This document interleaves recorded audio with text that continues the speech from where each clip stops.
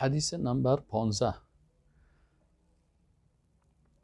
قال رسول الله صلی الله علیه و سلم، رسول الله صلی الله علیه و سلم فرمودند: کلمتان خفیفتان علی اللسان ثقيلتان في الميزان حبيبتان إلى الرحمن سبحان الله وبحمده سبحان الله العظیم متفق علیه.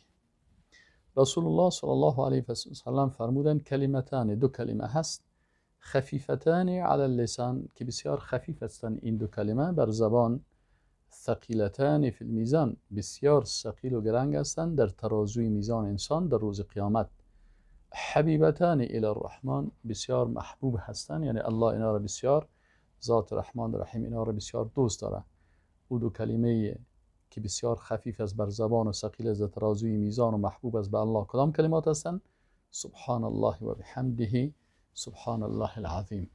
سبحان الله پاک است الله، و بحمده و تمامی حمد و ثنا و صفت برای اوست.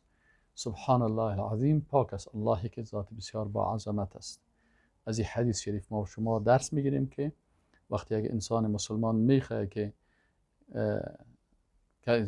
با آسانی کلمات که در زبان بسیار آسان است از این کلمات آسان استفاده کرده، ترازوی میزان خود از اعمال نیک پر بکنه و کاری را بکنه که به نزد الله بسیار محبوب است. پس امی دو کلمه را بگوید که سبحان الله و بحمده سبحان الله العظیم. و السلام علیکم و رحمت الله.